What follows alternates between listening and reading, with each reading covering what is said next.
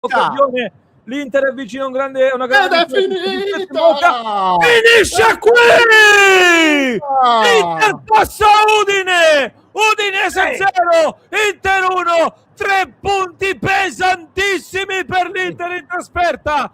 Lautaro Martinez decide una partita importantissima per l'Inter, che porta a casa una vittoria d'oro, chiudendo in trincea, chiudendo con l'animo battagliero per un Inter che lancia un altro messaggio al campionato. Abbiamo anticipato tutte le nostre rivali e adesso tocca a loro. Era una vittoria di quelle che servono all'Inter, di battaglia, anche di sofferenza in alcuni momenti, ma in realtà l'Inter l'ha meritata, perché è andata ad Udine contro una squadra che ha avuto tutta la settimana per preparare questa partita, una squadra molto fisica che all'andata ci aveva battuto, aveva già incrinato nella testa di alcuni tifosi e non solo delle certezze su questa Inter, che al ritorno risponde presente e la fa con la firma del capitano, che aveva fallito una grande occasione dopo pochi minuti, ma poi ha punito con l'assist di un grande Pio Esposito che mi gasa sempre di più. Quando si dice che non segna nei big match il capitano, ecco, i punti che contano sono anche questi, e oggi serviva il gol di Lautaro. Io avrei voluto tanto la vittoria dell'Inter con un gol di Lautaro, perché è quello che deve prendersi le responsabilità di portare i gol in vittoria, e così l'Inter lo ha fatto con la firma di Lautaro Martinez e ci godiamo 3 punti veramente, veramente importanti. Simo? L'Inter continua a dare conferme anche di solidità, perché poi oggi fai un clean sheet, ma se nel finale avessimo preso gol in mischia sarebbe stato oggettivamente immeritato. E sì. Sommer fa una parata nel primo tempo su quel tiro di sinistro da fuori area. Poi di fatto loro si buttano dentro alcuni palloni, ci sono 2 mezzi rimpalli, però l'Udinese non ha creato più particolari grattacapi, e questo è un altro grande risultato dell'Inter, perché affrontavamo una squadra molto forte fisicamente, tutto sommato in salute. Noi dovevamo gestire le energie dopo la partita giocata mercoledì e in vista di quella che giocheremo contro l'Arsenal, che è un'altra partitina non banale, e quindi venire qui e vincere, secondo me, è tutt'altro che banale. Non mi interessa anche il modo, sebbene, ripeto, la partita non sia stata nemmeno negativa. Con Lecce è stata peggiore, secondo me. Oggi, tutto sommato, è andata bene. Sono tutte vittorie che mettono mattoncini a livello di classifica, perché sono tutti 3 punti, ma ti danno anche finalmente convinzione, perché sì. Tu queste una squadra che non è solida, che non è sul pezzo, che non è quadrata, da qualche parte dei punti li perde, e per ora l'Inter non ne ha persi, e tra l'altro nel confronto girone d'andata girone di ritorno siamo a +4, perché abbiamo pareggiato col Napoli avendo perso all'andata e vinto con l'Udinese avendo perso all'andata, quindi mettiamoli anche questa cosa qua. Verissimo, no, hai fatto benissimo a sottolinearlo, perché l'Inter chiude il girone d'andata con 45 punti e nel girone di ritorno ha già una proiezione più alta rispetto a quello che è riuscito a fare nella prima parte di stagione. Io, Simo, aggiungo 2 cose. Sto leggendo anche in chat vittoria di cortomuso. No, ragazzi, questa non è una vittoria di cortomuso. Questa partita non è il cortomuso di Massimiliano Allegri. Questa è una partita in cui l'Inter dà una dimostrazione di essere grande squadra, signori, perché noi, ribadisco, è vero, ci manca la vittoria da sfottò, come abbiamo detto tante volte, e la vogliamo, la pretendiamo, la sogniamo, ed è verissimo, ma questa, porca miseria, ragazzi, è una di quelle vittorie pesanti. Io non voglio andare troppo avanti, perché poi la stagione è molto lunga, la Champions porterà via delle energie, magari tra qualche settimana toccherà rimangiarsi quello che abbiamo detto, non lo so, però viviamo nel presente, e nel presente queste, ragazzi, sono vittorie che mi ricordano quelle vittorie per 1-0 con i gol di Darmian nello scudetto di Conte. Cioè, mi danno... Questa è una vittoria di quel peso lì, di quell'intensità lì. Nel mese di gennaio, che è sempre il mese più strano di tutti, quando sta per riprendere la Champions League, in una settimana con 3 partite ravvicinate dopo aver speso tantissimo contro il Napoli, piazzi una vittoria pesante, con una dimostrazione di forza in cui l'Inter comunque avrebbe meritato ancora una volta un risultato più ampio, perché dopo 4 minuti Lautaro ha una grande occasione per segnare, che purtroppo non viene sfruttata. C'è stata poi una serie di azioni con Zielinski, che anche oggi per me ha fatto una prestazione sontuosa comunque lì in mezzo al campo. Dicevo, per me è un peccato togliere Zielinski dal ruolo di mezzala, ma oggi lì in mezzo al campo ha disegnato calcio come veramente ci piace vederlo, sia nella costruzione, nelle imbucate, anche nel recupero del pallone quando è servito. Ho visto un Barella crescere molto nel secondo tempo. A me il Barella del secondo tempo in realtà è piaciuto. Non mi sono piaciute due cose: la gestione dei cambi, o meglio, Lautaro Martinez quando è uscito Pio Esposito ha fatto bene, perché ha lavorato molto a spalle alla porta, ha fatto bene, però mi ha dato l'impressione l'Inter che non tenesse più tanti palloni lassù in alto, anche perché Bonni non è entrato benissimo e Frattesi secondo me è entrato meno bene rispetto a quello che aveva fatto contro il Lecce, pur avendo recuperato un bel pallone. Seconda cosa, non mi è piaciuto l'arbitro, perché dopo quel fallo di mano al limite della rigore è andato completamente in tilt, gli si è scollegato il joystick e quell'ammonizione che dà Carlos Augusto, totalmente inventata e sbagliata, ha riacceso una partita che per 10 minuti sembrava essere narcotizzata, sembrava un attimino ferma, con tutti che erano in attesa di una scintilla per farla sbloccare, e quella scintilla l'ha fatta scoccare l'arbitro, perché in realtà non stava succedendo niente.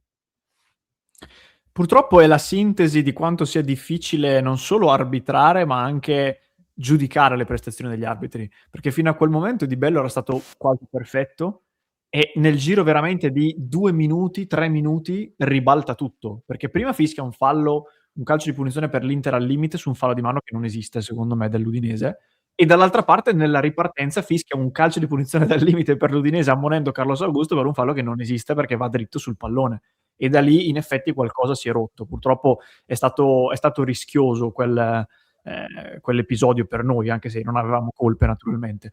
Per il resto io allora ti dico, in realtà io resto convinto di quello che ho detto già in diretta. Io non avrei tolto Pio Esposito per mettere Bonni, avrei tolto Lautaro, e infatti avendo tenuto in campo Lautaro e togliendo Pio, l'Inter è completamente sparita nella gestione del pallone. Chiaramente poi subentra anche la stanchezza, però un Pio anche stanco per me avrebbe fatto comunque meglio di Bonni con quel compito lì e di quello che ha fatto Lautaro. Però tu quindi avresti tenuto Pio con Bonni. Cioè, per me il problema è stato Sì. che Bonni è entrato male, purtroppo, più che Lautaro. Però ti è mancato il riferimento.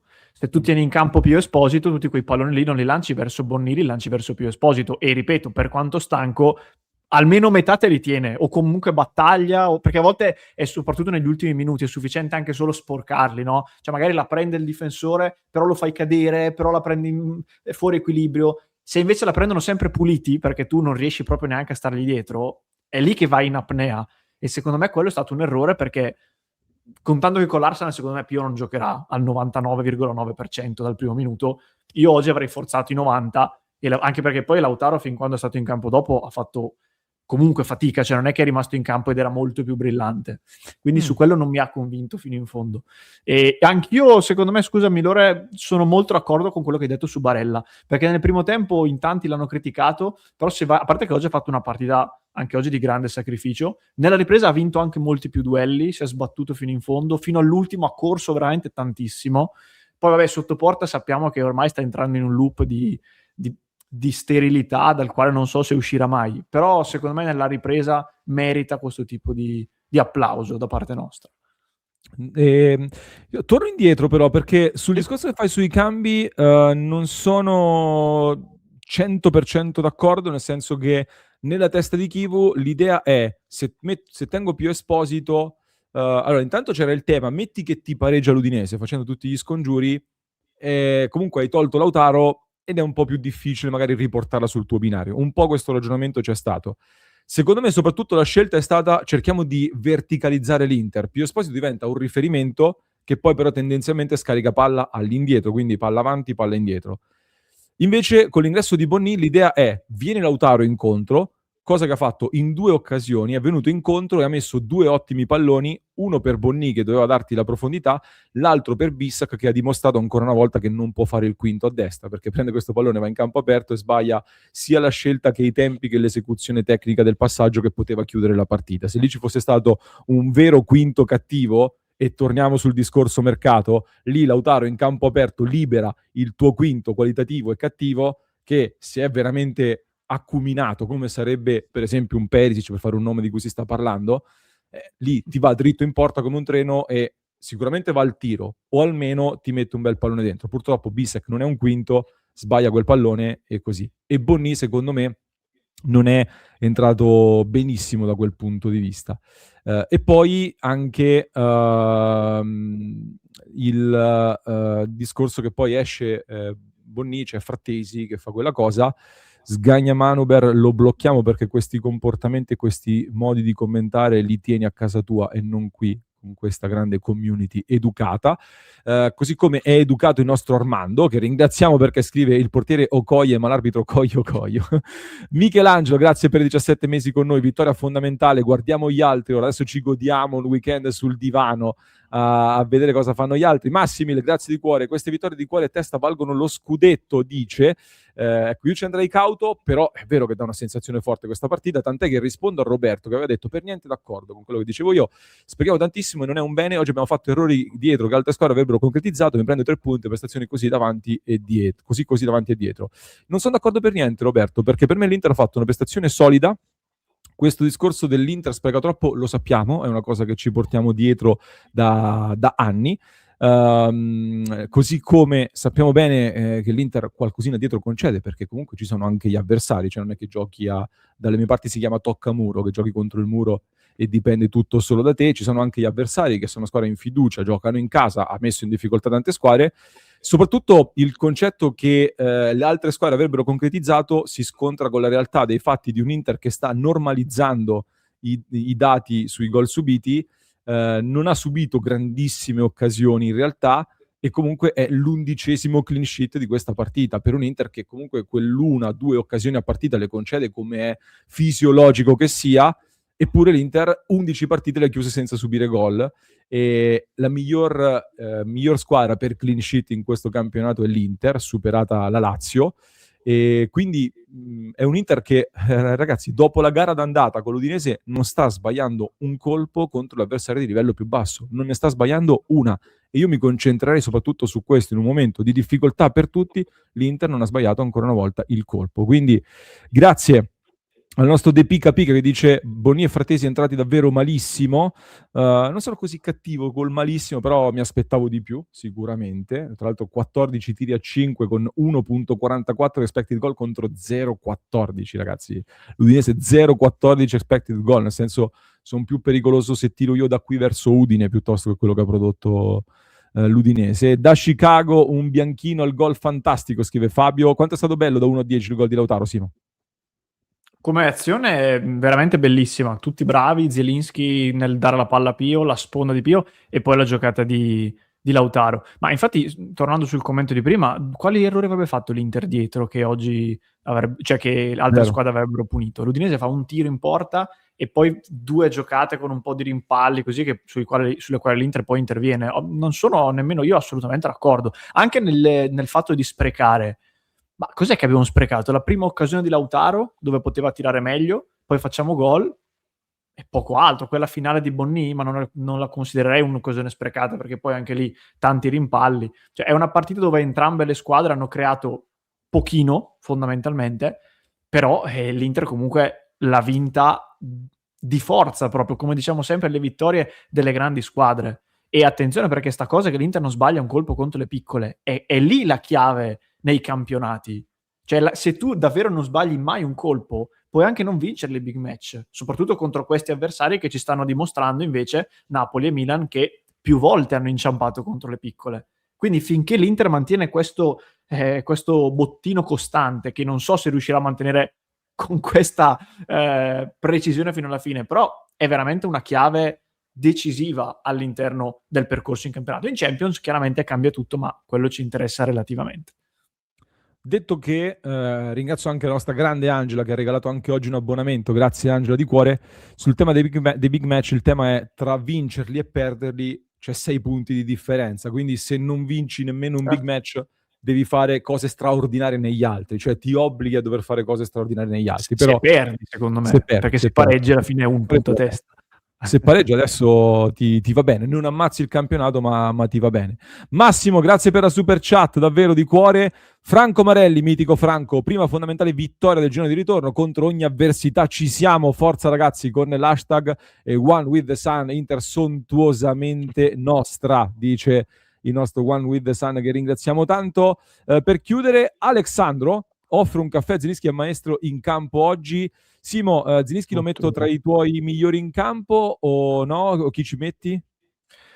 Zielinski è mostruoso perché nelle ultime partite sta, secondo me, dimostrando anche grande impegno e abnegazione in quella parte del lavoro del centrocampista che è sembrata sempre un po' più distante da Zielinski. Io, vi ricorderete la diretta di Inter-Napoli, le prime cose che ho esaltato sono stati 2 interventi difensivi, uno dei quali tra l'altro porta al gol dell'Inter. Anche oggi l'ho visto sempre concentratissimo sui ripiegamenti, sull'intercetto dei cross, ai quali poi non è che faccia mancare la qualità davanti. Quindi sta diventando veramente un giocatore dominante, speriamo che regga.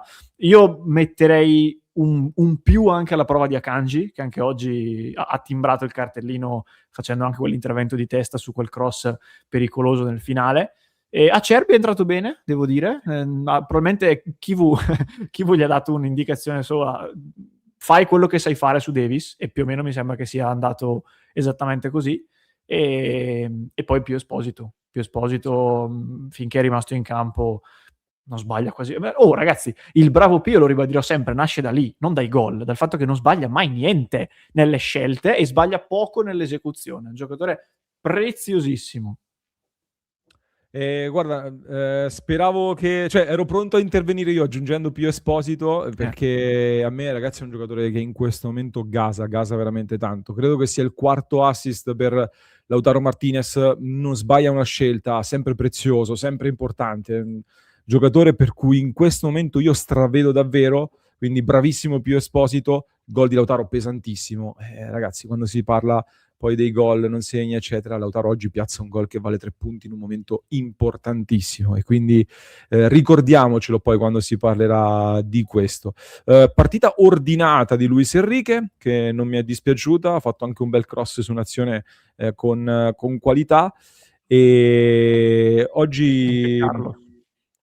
Anche Carlos ha fatto quella bellissima chiusura difensiva. Dai, direi tanti giocatori promossi in questa partita. Fateci sapere la vostra nei commenti, mi raccomando, vi aspettiamo. E mi è piaciuto comunque vedere un'Inter combattiva con Barella e Lautaro che hanno rovesciato Solé, che è il doppio a livello fisico, lo hanno abbattuto. Un Inter che ci ha messo anche tanta fisicità in questa partita, quindi mi è piaciuta veramente. Mi raccomando, iscrivetevi al canale e vi aspettiamo nel club di Passione Inter.